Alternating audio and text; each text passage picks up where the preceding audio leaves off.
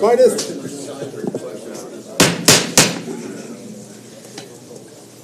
authority invested in me, I hereby declare this meeting of the Conshohocken Borough Council duly open and ready to conduct any business that may become before it. Roll call.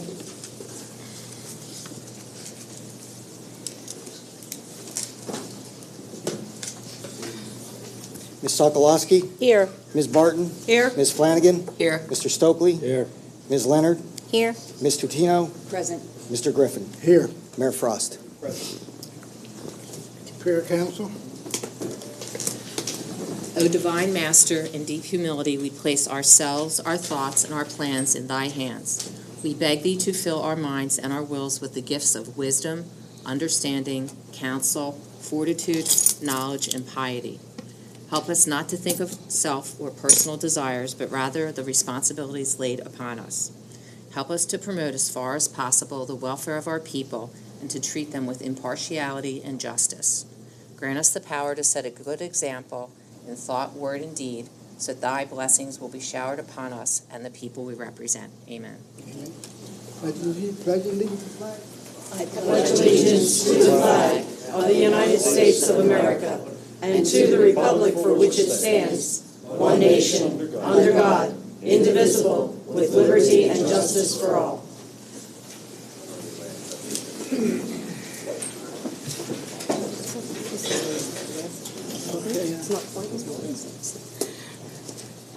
I don't have any announcements, but we have a presentation for finance snapshot. Mrs. Julie Davis, International Audit and Compliance. Rich? Mr. President, members of council, as you remember during the budget process, I think it was Ms. Flanagan asked about reports, and I said we'll begin quarterly reports. So in order to meet that commitment, Ms. Davis is here just to give a preliminary 2016 snapshot of what we see so far and what she and I have been working on in the budget and getting ready to close out. And the emphasis here is on preliminary snapshot, but we think it's good for you to get a taste of where we are. The real numbers will come in the April report. Okay, so like Rich said, these are preliminary results for the year 2016. I think you all had them in your packet.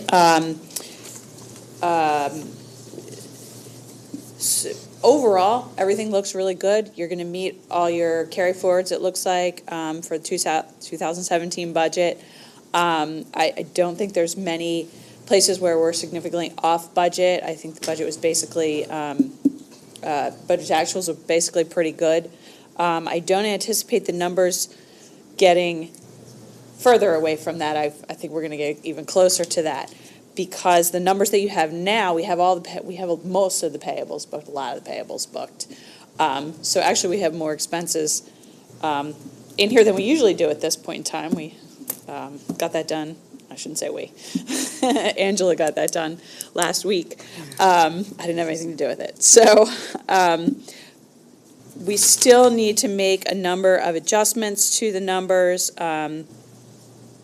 Just a brief reminder, you're on a modified accrual basis of accounting. That means any bills that come in for 2016 through February 28th of 17, and any revenues that come in that were 16 revenues receivable at year end through February 28th get booked back to 16.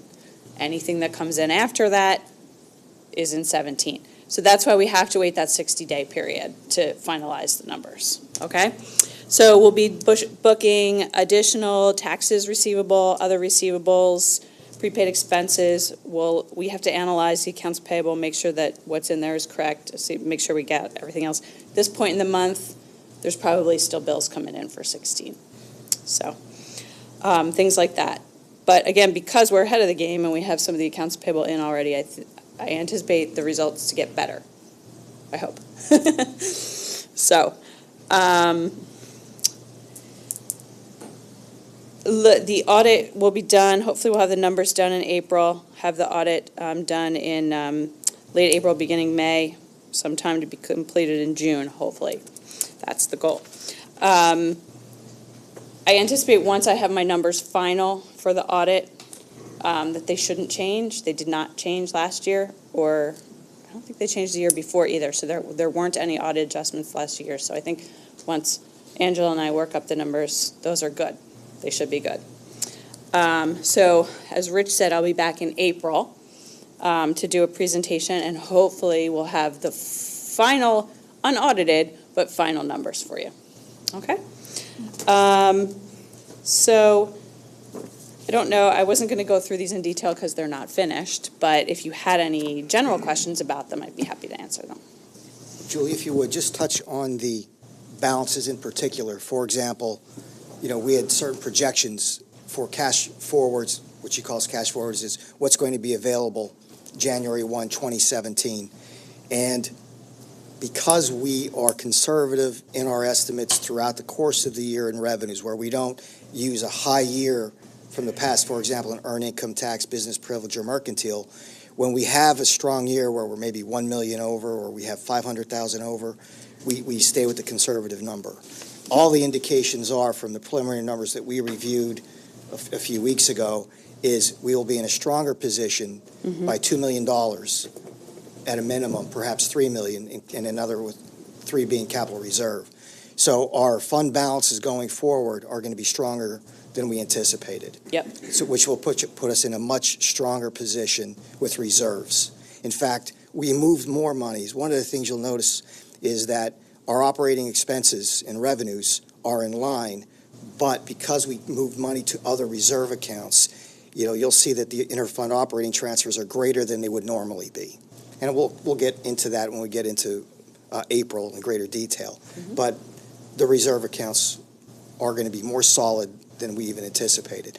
Again, stronger than anticipated revenues. We had some large transfers. We expected a couple actually transfers in 2017 as well. And then we kind of put a freeze on anything that's not a normal expenditure for November and December. So we think that also helped. Would you agree? No, I agree. At this point in time, the carry forwards are better than what is projected in the 17 budget. They're going to change. I don't think they're going to get worse. So, I don't think they're going to drop below what was budgeted. So, again, we don't have all the, we still have that 60-day period to wait to see what comes in terms of bills and revenues. But preliminarily, it looks good. Looks like you're in solid shape. Okay. Got anything else, Rich? Thank you. Just any questions of council at this point? Council, got any questions? Thank you. Thank you very much. We'll be back in April. Thank you. See you in April. Thanks. Thank you. Okay, Mr. Manfredi? Mr. Griffin, you have a consent agenda with items A through F as are listed, which are the minutes, treasury report and payables, resolution for 385 East Hector, which was a land development plan discussed at the work session 2 weeks ago, a recommendation from the solicitor's office to deny the law offices of Lee Gabers PC's petition, affirming the March 11, 2017 St. Patrick's Day event, and more importantly there specifically the consumption of alcoholic beverages as being approved, and then authorizing the advertisement of the zoning ordinance you discussed for an amendment to create a historic overlay district. And it would be appropriate, unless there's one item on there you'd want to pull, to approve the consent agenda items A through F. Council, got any questions? I'll make the motion. Can I have a motion? I'll second it. I got a motion and a second. All in favor? Aye. All opposed? Motion carried. Okay. Mr. Griffin, as you know, on the unfinished business, there are 3 items: the Comprehensive Plan Task Force, the motion to consider authorizing advertisement of the proposed SP4 zoning ordinance, and the final item, I'm going to ask that we change the language of that to be to consider a motion to approve final payment to TN Ward and to accept the final work at Borough Hall. The first item is to consider approving the comprehensive plan task force scope and duties. As you recall, we distributed this information, the task force scope and duties, at the last meeting for your review for consideration this evening. And in order to keep with the timeline, it's council's prerogative if you want to push it into March and then vote it in March, but to keep with the timeline that I had given beginning April 1, and where I can go out to get RFPs for the planning consultants, appoint members in March, but at least to perhaps agree with or change what is proposed as the scope and duties of the task force. I would suggest, since I'm recommending, and Ms. Sokolowski's been involved from the beginning with this, also appointing a chair. And the recommendation is that the chair should be a member of council. And that, of course, is for council to decide. But you see the membership. So it's, in essence, approving how the task force is going to be structured, what its duties are, when it is sunrise and sunset, when it ends. So if you have any questions about what's in that, I'm happy to answer them. If you've looked at it and you have no objections, I would suggest that a motion would be in order to approve the creation of the Comprehensive Plan Task Force as outlined in the scope and duties of the task force. And then also, I would suggest council talk about who should be the chair, and that way I could begin working with that individual in the next 6 weeks as we get the information in. And then you can consider in March appointing other members, and we have to schedule, we have some busy meetings and special meetings in February and March. So how many people are going to be on this task force? 7. 7? And one council person is going to be the chair? Yes, I actually recommended that you, because the council is taking this on as the leader. To basically take the lead on the comprehensive plan where it's not the planning commission. It was designed to include critical members, various committees on it. I mean, Tina, if you want to speak to it. Yeah, so Rich and I sat down and we looked at the idea of putting together the task force who would represent the various pieces of the community that we want to pick up in the comprehensive plan. So we want to include the business community. We want to be able to include someone maybe that represents the elderly part of the community, someone that represents the different parts of the community, parks and recs. So we really wanted to get a very broad scope of individuals on the task force, and then from there, then we can create all of the subcommittees and the working groups that will really contribute to putting together the different chapters of the book, for lack of a better word. So that's kind of how we looked at it, but to do it broadly and to be able to bring more of the community as a representation of who lives in our community. Yeah, and actually, I misspoke. We had talked about 5 and 7, but landed on 9. Yeah, I was going to say, I thought that was a little... It is. and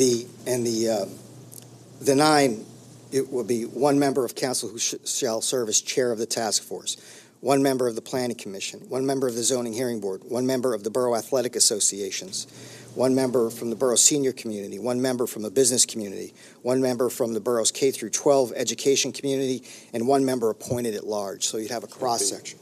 Can't be the zoning board. I said zoning, I said Zoning planning. board members are prohibited from serving on any other committee. Okay. So you'd have to. You have to find somebody else. So we can find another. Served as one. I'm just telling you. So I served as only one. All right. Maybe back in the 1890s it didn't matter. I think the key here is, in order to get a timeline started and to really be able to push through this, to get all of the work done, the pre-work, so that we can actually start the meetings and be able to come up with the comprehensive plan, so that we can look at that and plan for our future, because right now we're using some old data and old information, and we really need to get to where we want our community to be in the future so that we can make our decisions on what our residents really are looking for our community. So that's why we're kind of pushing the get started piece of it, so we can stay on task to have it done. March 30 of next year. Because March 30 just means this document is done. There's another process it has to go through. Right. Well, based on what Mr. Savona just said, I would just simply suggest that we amend this to include 2 members at large. And that gives you the Right. flexibility. So am I hearing that clearly, the one person from council would be the one, the chair, and no one else from council? Is that correct? No, he just said 2 from Unless it's council. 2 for at 2 from large. council, and 1 going to be the chair. You One from could council. make another council member an at-large member. In other words, the at-large member can be a council member. It could be anyone. Okay, Right. And if what Mike is suggesting now is you could still have 1 at large and have a second council member. okay. Yeah, I just want to make sure I understood it right. Yes. All we're saying, the primary thing is that the council member, that 1 member of council who shall serve as chairs, at least Okay. 1. So if there are 2 members, at least 1 is the chair. Okay, got it. And I think just based on talking with each other, that it is very important that we get as much community Yeah. input and transparency in this process so that our community really does have the voice of what our future looks like. And that's really what we were going for, is to build on transparency and knowledge of the entire community. And understand the chart, which outlines the different milestones will be added to. So there'll be layers that go on to that as they move forward. And the different components that are in the scope of duties comes right out of the municipality's planning code. So that's at a minimum, and if the task force wants to go beyond, it can. Do I need a motion? The We can move forward with the this. first motion would be to approve the creation of the comprehensive plan task force and the scope and duties as outlined, with one exception, that it would be 2 at-large members. I have a motion. I'll make that motion. I have a second. I'll second.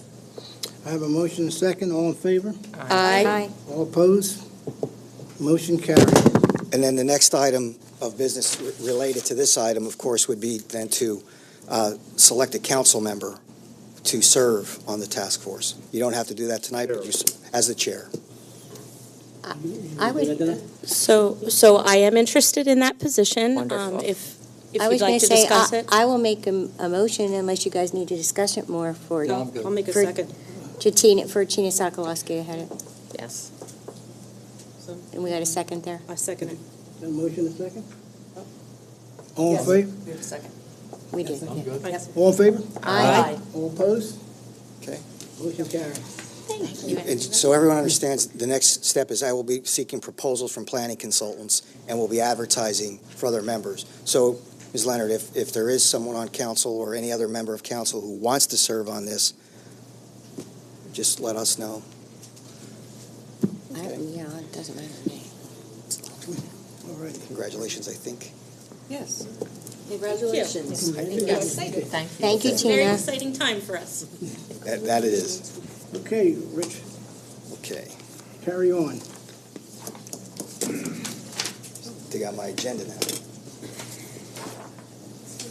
The next item, Oh, wait. Yes? Got a question? Do you want to step forward, please? If you would. Please Thank state you. your name. Sure.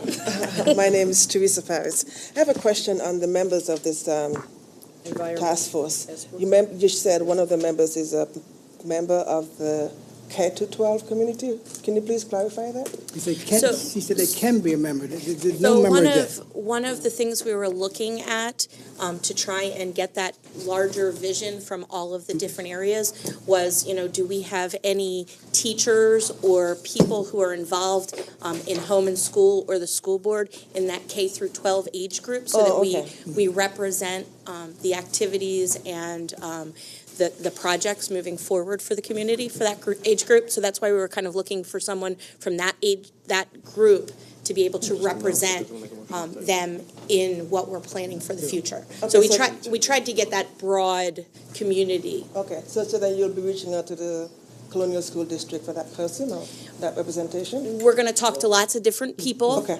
to try and figure out who we would promote to apply for the roles. Oh, okay. Yeah. Thank you.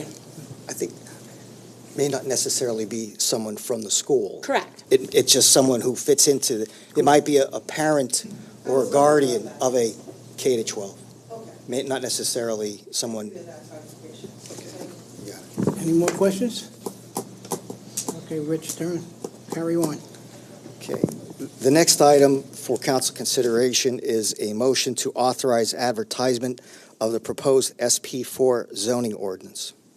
Be appropriate at this time for you to make a motion of some type. You have something you want to say about that, or you just want to? I actually would like to make a motion to table that for the future. I don't think that we're ready to actually vote on that at this point. Okay. Well, I got a motion to table the SP4. Do I have a second? To a future date. To a future date. I will second it. I got a motion and second. All in favor? Aye. All opposed? Motion carried. SP4. Note for the record, Mr. Stokely recuses himself from the vote. The proposed SP4 zoning ordinance is tabled Tabled. to a future date. Okay. The next Won't be item no on the action agenda. that tonight, huh? The next item on the agenda slightly changed the way it's presented. What I'm going to ask council for is a motion to approve final payment to TN Ward and to accept final work at Borough Hall. We did get it, okay. Can I make that motion to accept that, please? I have a motion and second. The TD Ward. I will Approve second that motion. I got a motion and second. All in favor? Aye. All opposed? Motion carried to close out TD Ward project. Okay, Rich, got any new business? No, sir. Okay, here we go. Any public comment? State your name.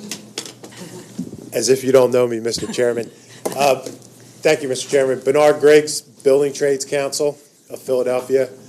I think you all know me by now, but just for the record, Bernard Griggs, Building Trades Council, we're the umbrella organization that represents all the building trade unions for the Philly 5-county area. We represent 42 unions and about 80,000 members. And we've been following this Keystone project from its infancy, going back to when the RFP was awarded to Keystone over Brandywine Realty Trust. And on a project that seemingly has no community opposition, I just want to make it known for the record, and we're going to continue to follow this throughout, that our members that reside in the 19428, 429 zip code area are overwhelmingly in support of this project. So the sooner we could get through, and listen, we respect the due diligence process that you guys have to go through and all that kind of thing, but we're watching this thing closely. We want to see it happen, and the sooner the better, you know? So thank you, and that's all I have to say. Thank you, Bernard. Okay, any more public comment? Well, what I got to say about it is, we look to most of our advice from Michael. He comes back, he'll come back and advise us what's going on. From that on, we'll take it from there. Okay. Any more public comment? No? Okay. Council? Mayor? No. Colleen? No, I'm good, thank you. Yeah, I'd like to just comment, Teresa, on your paper, Take it easy, take it easy. your Country Courier. I went through it, and you captured the Fellowship House. It's really some good information in here, and it's a short story, you know, about each of these things, and it's great that you're putting this out in the paper about the police, the mayor's comments every week, and about the Fellowship House and our boathouse. These are all things that we need to get more people using those facilities. So we thank you for this. We appreciate it. You're welcome. Thank you, Teresa. I just want to thank our firefighters again this week. They've been really tested with 3 different events in one day, and we totally appreciate what you do for us and pray for your safety every time we hear the whistles. Thank you. Karen? No. I'm good. I'm good, thank you. Well, I like to thank the firemen too, because I was down at the fire on Elm Street the other morning. And Bob and us, we were worrying about the firemen, they were losing members. I was down there the other morning, there was quite a few of them down there, and they told me they sent half of them home, so we must be doing pretty good. So I'd just like to thank them and keep up the good work. And with that remark, I will tell you this, meeting adjourned. Brittany. Some notes.